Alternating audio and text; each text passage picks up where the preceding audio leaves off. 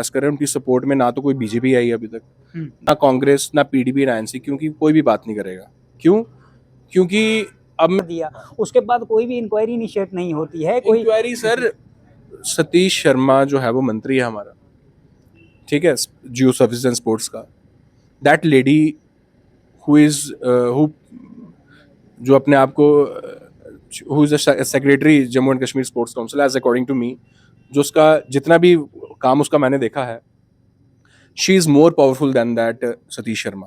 और सतीश शर्मा की भी औकात नहीं है उसको पॉइंट आउट करने की। क्यों? बिकॉज उसका हाथ बड़ी ऊपर है, वो मैंने देख लिया है, ठीक है। और उनका और उसको हमने बेनकाब जो है वो मीडिया के थ्रू ही करेंगे, अच्छे से करेंगे, और वो कर भी रहे हैं। हमारे बड़े सारे भाई जो है वो उसके पीछे लगे हुए हैं, वो कर भी रहे हैं। उन्होंने सारा उसका कच्चा चिट्ठा, मैं उसकी काबिलियत पे बोलूंगा नहीं कि उसमें काबिलियत क्या होगी कि इतनी जल्दी वो प्रमोट होके इस पोस्ट पे पहुंच गई। यहाँ पर केएस और आईएएस ऑफिसर्स बैठते हैं, लेकिन अगर उस पर करप्शन के इतने चार्जेस लग रहे हैं और वो अभी तक मुंह भी नहीं खोल रही है, तो एटलीस्ट उसको साइडलाइन यहाँ से करना चाहिए और एडमिनिस्ट्रेशन को। अगर ये ट्रांसपेरेंसी की बात करते हैं, शर्मा को भी मैं राय दूंगा, एक वकील है वो भूल चुका है कि वो मंत्री है शायद, वो ये भी भूल चुका है कि वो कभी वकील भी रहा हुआ है, वो सब कुछ भूल चुका है। उसको सिर्फ एक ही चीज़ याद है कि उसको एक लाल बत्ती की गाड़ी मिली हुई और बस उसी में घूम के वो लाइव टेलीकास्ट, लाइव वीडियो अपनी चलाता है। वो लोगों के लिए मंत्री बना है, लोगों के वेलफेयर के लिए मंत्री बना है।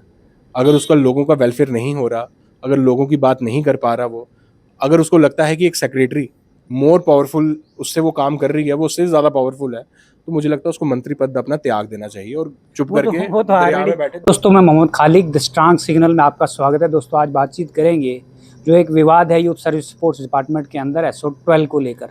SO12 में जितने भी बच्चों की नियुक्तियां हुई हैं और उसके अंदर कहा जा रहा है कि इनरेगुलरिटीज़, जहां पे जो एलिगेशंस लगाए गए थे जिन बच्चों की तरफ से, उनमें से एक एडवोकेट रंजोत सिंह था। एडवोकेट रंजीत सिंह को आपने देखा होगा कि उसको हिरासत में भी लिया गया प्रिवेंटिव डिटेंशन में, जब वो प्रोटेस्ट कर रहा था, और उसके बाद उसके अगेंस्ट एफआईआर लगाई गई जिसमें कॉग्निजेबल ऑफेंस थे या नॉन कॉग्निजेबल ऑफेंस थे। लेकिन उसके बावजूद उसको जम्मू कश्मीर हाई कोर्ट की बार एसोसिएशन ने भी प्रोटेस्ट किया, जम्मू विंग की, और इसलिए किया क्योंकि रंजोत सिंह को यहाँ पे जब कश्मीर से पुलिस यहाँ पे अरेस्ट करने के लिए आई थी। उन तमाम चीज़ों के लिए हमारे साथ आप आज एडवोकेट साहब जुड़े हैं, इनसे बातचीत करेंगे। इस पर आवाज़ उठाई, आवाज़ उठाने के बाद उसके अगेंस्ट एक एफआईआर होती है। वो एफआईआर बेलेबल ऑफेंस है। उसमें बेलेबल ऑफेंस होने के बावजूद उसको प्रोसीजरल फॉर्मेलिटी नोटिस दिया जाता है। नोटिस देने के बाद उसको डायरेक्ट कश्मीर से, श्रीनगर से यहाँ आकर पुलिस कोर्ट प्रेमिसेस से उसको अरेस्ट करने की कोशिश करती है। ये पूरी कहानी क्या है, इसमें क्या? देखिए, जैसे रंजोत हमारा भाई है, बड़ा भाई है हमारा, वो उसने इस स्कैम को बाहर लाया। हालांकि अभी जो आउटस्टैंडिंग स्पोर्ट्स पर्सन जितने भी प्रोटेस्ट कर रहे हैं उनकी सपोर्ट में ना तो कोई बीजेपी आई अभी तक, कोई भी मेनस्ट्रीम पॉलिटिक्स से कोई बात नहीं कर रहा है इस पे, ना कांग्रेस, ना पीडीपी, ना एनसी, क्योंकि कोई भी बात नहीं करेगा। क्यों? क्योंकि अब मैं स्टोरी आपको बताता है, चलो छोड़ो उसको, स्टोरी को, बड़ा लंबा हो जाएगा। नहीं, कोई इशू नहीं, बहुत लंबा हो जाएगा, फिर कभी इस स्टोरी पे बात करेंगे। तो उसने इस स्कैम को बाहर लाया, ठीक है। अब उसको प्रेशराइज करना था, कैसे प्रेशराइज किया जाए। एक एफआईआर लगी जो है श्रीनगर में। क्यों एफआईआर लगी? एफआईआर लगी जो उनको नोटिस आया, मैं नोटिस की बात करूंगा। जो उसमें ऑफेंस थे 351/4 और 356। 351/4 जो है वो होता है क्रिमिनल इंटिमिडेशन, जो पहले 506 थी, वो एक नॉन कॉग्निजेबल ऑफेंस है। 356 सब क्लॉज 356 वो होती है क्रिमिनल डिफॉर्मेशन, ये भी एक नॉन कॉग्निजेबल ऑफेंस है। सबसे पहले इसकी लीगैलिटी पे बात कर लेते हैं। 356 जो है सर, इस पे एफआईआर नहीं लगती, दिस इज अ कंप्लेंट, ठीक है। इस पे कंप्लेंट केस हो सकता है, कंप्लेंट केस हो सकता है। चलो, first of all you have to seek permission from the concern magistrate, तो उसमें हो सकता है, चलो उसको भी सरपास करते हैं। दूसरी चीज, इन्होंने नोटिस भेजा उसको व्हाट्सएप पे, ठीक है। ये कोर्ट ऑर्डर में है, जो कोर्ट ऑर्डर में जिसकी ये वो देते हैं कि कोर्ट ने वारंट निकाला हुआ है। कोर्ट ऑर्डर में ये लिखा हुआ है कि इन्होंने नोटिस जो है वो व्हाट्सएप पे इशू किया। सुप्रीम कोर्ट की, हमारे ऑनरेबल अपेक्स कोर्ट की जजमेंट वेरी मच क्लियर है, किसी को अगर आपने नोटिस इशू करना है व्हाट्सएप पे नहीं करना है, उसको पर्सनल देना है, ठीक है। इसने उसकी भी वायलेशंस की। एफआईआर अगर लगनी थी, कॉज ऑफ एक्शन कहाँ का था? अगर डिफेम किया जम्मू का, वहां पर 0 एफआईआर लगती, ट्रांसफर होती कंसर्न पुलिस स्टेशन। यहाँ पर बात की थी, फॉर एग्जांपल एमए स्टेडियम में बात हुई या प्रेस क्लब में बात हुई, तो नोआबाद पुलिस स्टेशन में ट्रांसफर होनी थी, उन्होंने वहीं पर रखी। क्यों? ब्यूरोक्रेसी पीछे है, कुछ बड़े बड़े लोग पीछे हैं। चलो इधर मानते हैं विक्रम जी, एक चीज बताता हूँ, आप भी एडवोकेट हैं, हाई कोर्ट में बहुत सारे एडवोकेट देखे हमने जो मीडिया में आकर बाइट्स देते हैं, बातें भी करते हैं, लॉन्स में बातें करते हैं, लेकिन यहाँ पे ये चीज़ मुझे समझ नहीं आ रही। आर्डर जो पास हुआ है, आर्डर तो मजिस्ट्रेट से पास हुआ, और आर्डर मजिस्ट्रेट से अगर पास हुआ, क्या वहाँ पे कोई एग्जामिन नहीं हुए डॉक्यूमेंट कि वायलेशन हुई है, अरेस्ट नॉन ये इनके इसमें प्रोसीजर फॉलो हुआ है जो होना चाहिए था कंप्लेंट में, वो प्रोसीजर फॉलो होने के बावजूद ये आर्डर पास हो गया। देखिए, पुलिस वालों ने वहां पर by concealing material relevant facts from the honourable court उन्होंने ऑर्डर ऑब्टेन किया है। By concealing material relevant facts, जो भी रेलिवेंट फैक्ट्स उन्होंने वहां पर कोर्ट में प्लेस ऑन रिकॉर्ड नहीं किए। They have only place on record कि हाँ भाई ऐसे एफआईआर लगी है। उन्होंने ये भी नहीं बताया कि रीजन क्या है, कैसे है। उन्होंने एफआईआर प्लेस ऑन रिकॉर्ड की, नोटिस दिया कि हाँ जी हाँ भाई हमने, और कोर्ट ने ऑर्डर दे दिया। उसमें लैप्स आया है, कहीं ना कहीं लैप्स आया है। को भी तो देखना है वो ऑफेंसेस क्या है। वो या अगर यही चीज विक्रम जी, अगर यही चीज किसी पुलिस वाले के खिलाफ होती, एडवोकेट के खिलाफ थी, या किसी आम व्यक्ति के, चलो एडवोकेट को भी कहते हैं, वो ये court of the officer of the court है, और अगर यही चीज किसी एसआई के खिलाफ होती या किसी कांस्टेबल के ही खिलाफ होती, तो क्या ये इम्प्लीमेंट उस वक्त सर, अगर ये किसी और के भी खिलाफ होती, पुलिस वालों ने ये कभी नहीं करनी थी। क्यों? ये मेन इस एफआईआर का मतलब ही यही है, उसको दबाना, और वो दबेगा तो नहीं, ठीक है, क्योंकि उसके पीछे हम भाई खड़े हैं। हमारा बार एसोसिएशन के वाइस प्रधान है बलदेव सिंह, वो खड़ा है, हम वकील भाई उसके साथ खड़े हुए हैं, उसको हम झुकने तो देंगे नहीं। बाकी रही बात बड़े बड़े लोगों की, तो बड़े बड़े लोगों की बड़ी बड़ी बातें हैं। हमें भी बड़े फ़ोन आए हैं कि आप क्यों पढ़ रहे हो बीच में, ये है वो है, लेकिन हम उनको बताएंगे, और उनको बताया भी है हमने, और आगे भी बताएंगे कि स्कैम्स कैसे किए जाते हैं, ठीक है, और उनको पर्दाफाश कैसे किया जाता है, वो हम उसको अच्छे तरीके से बताएंगे। मैं नाम नहीं लूंगा किसी का। एलिगेशन तो उनकी रिक्रूटमेंट प्रोसेस या उनकी जो हुआ है, प्रमोशन हुई है, या उनको कैसे रिक्रूट किया गया है, स्पोर्ट्स काउंसिल सेक्रेटरी की बात कर रहा हूँ, उसमें भी लग रहे हैं कि वो जो उन्होंने ली है एंट्री, वो बैकडोर से ली है, और आज वो स्पोर्ट्स काउंसिल बन गई है। तो आपको क्या लग रहा है कि अगर ये सिर्फ मीडिया ट्रायल करने से इसका कोई हल होगा, या इसमें कोई कॉन्स्टिट्यूशनल रेमेडीज़ है, उस कॉन्स्टिट्यूशनल रेमेडीज़ को कौन ये अवेल करेगा? कोई व्यक्ति कौन आएगा पब्लिक से उठ के, या सोसाइटी से उठ के, या एडवोकेटों में से निकल के, जो हाई कोर्ट में इसको कंटेस्ट करेगा? बिना कोई बंदा कोई कोर्ट में आएगा नहीं, आप कोई एज एन एमिकस क्यूरी बन के, या कैसे जाएगी ये पीआईएल कोर्ट में? चलो वो सर वो देखेंगे जिन्होंने ये फाइल करनी होगी, इसमें मैं टिप्पणी नहीं करूंगा कि वो कैसे आए, बैकडोर से आए, कैसे। वो ऑलरेडी ये बंद तो होने नहीं देंगे। देखो, ट्रायल्स होते हैं दो टाइप के, एक जो कोर्ट्स में चलते हैं, एक जो मीडिया में चलता है, ठीक है। कोर्ट्स में डिसीजन होता है on the basis of facts, on the basis of evidence that was placed on record before the honourable court, but it takes time. But media में टाइम नहीं लगता है। मीडिया में straightforwardly on the first day we can place on record every document, every evidence that is necessary evidence. वो आज तक जनाब की कोर्ट कंसर्न कॉम्पिटेंट अथॉरिटीज हैं, अभी तक तो कोई डिसीजन नहीं हुआ, अभी तक तो कोई कॉम्पिटेंट अथॉरिटी जैसे अब मैं बात करूंगा। देखो, मैं आपको चलो एक स्टोरी, इसका साफ डाउट ये होता है they are working under the influence of somebody else. Yes, she is not working under the influence of somebody else, she had मैं कह रहा हूं कि उसके ऊपर जो सुपीरियर अथॉरिटीज हैं, जो मीडिया में आपने एविडेंस रख दिया, उसके बाद कोई भी इंक्वायरी इनिशिएट नहीं होती है। कोई इंक्वायरी सर, सतीश शर्मा जो है वो मंत्री है हमारा, ठीक है, यूथ सर्विस एंड स्पोर्ट्स का। दैट लेडी हु जो अपने आप को who is secretary Jammu and Kashmir sports council as according to me, जो उसका जितना भी काम उसका मैंने देखा है, she is more powerful than that Satish Sharma. और सतीश शर्मा की भी औकात नहीं है उसको पॉइंट आउट करने की। क्यों? बिकॉज उसका हाथ बड़ी ऊपर है, वो मैंने देख लिया है, ठीक है। और उसको हमने बेनकाब जो है वो मीडिया के थ्रू ही करेंगे, अच्छे से करेंगे, और वो कर भी रहे हैं।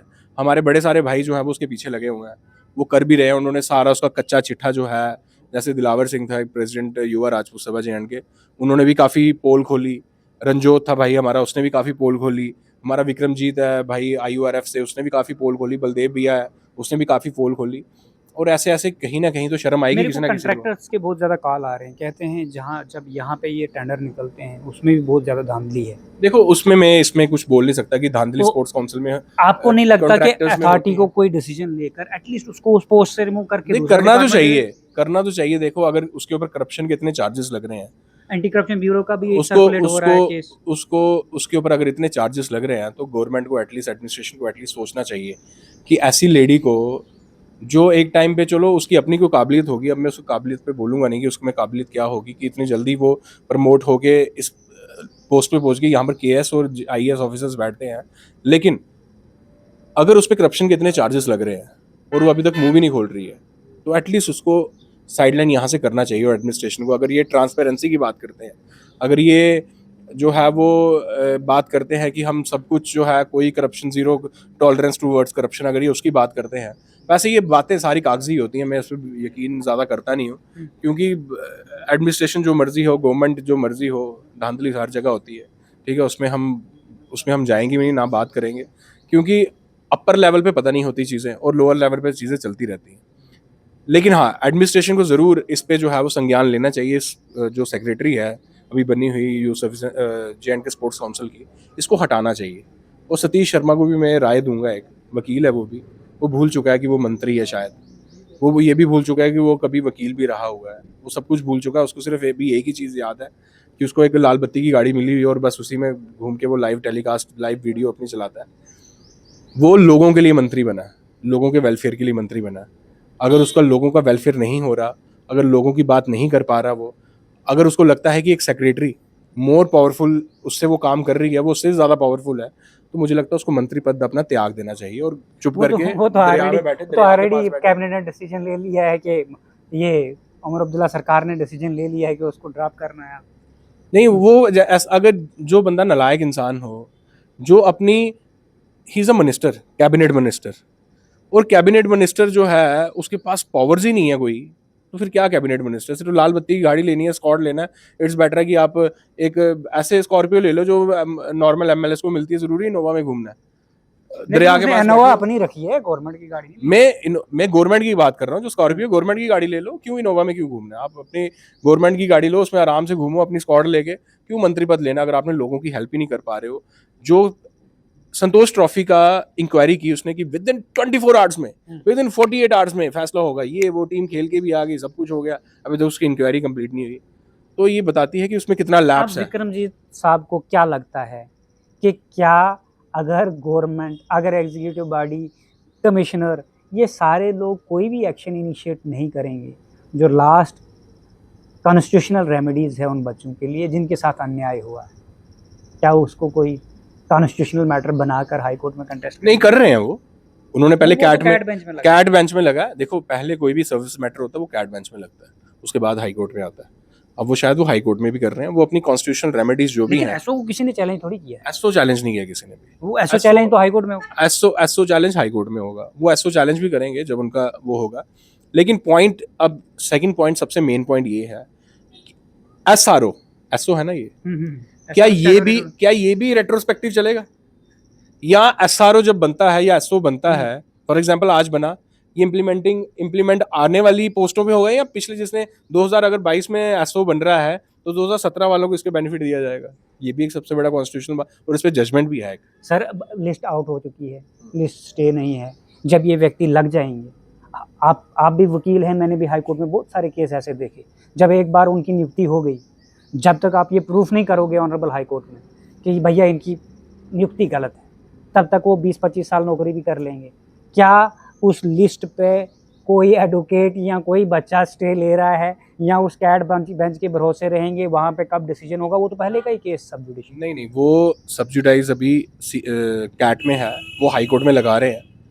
और दूसरी बात आपने बोली कि ये चीज़ अंडर स्कैनर है, अब कोर्ट में ये चीज़ आ गई है कि कौन कौन सा बच्चा, और जो बच्चा आउटस्टैंडिंग है उनको डरने की कोई ज़रूरत नहीं है, जो बच्चा बैकडोर एंट्री से आया डरने की उनको ज़रूरत है। जैसे आप बोल रहे हो कि 20-25 साल हाई कोर्ट में केसेस नहीं चलते, वो पहला हो गया जैसे, क्योंकि पहले जजेस की अब वो भी बड़ी स्ट्रेंथ भी बड़ी कम होती थी, केसेस बड़े ज़्यादा। आजकल हाई कोर्ट में बहुत सारे जजेस हैं और नए जजेस भी रिक्रूट होने वाले हैं। अभी काफ़ी 10 जजेस की शायद लिस्ट भी भेजी हुई है, तो जल्दी रिक्रूट हो जाएंगे। उसमें भी बड़े सारे जजेस और हाई कोर्ट की स्ट्रेंथ और बढ़ेगी।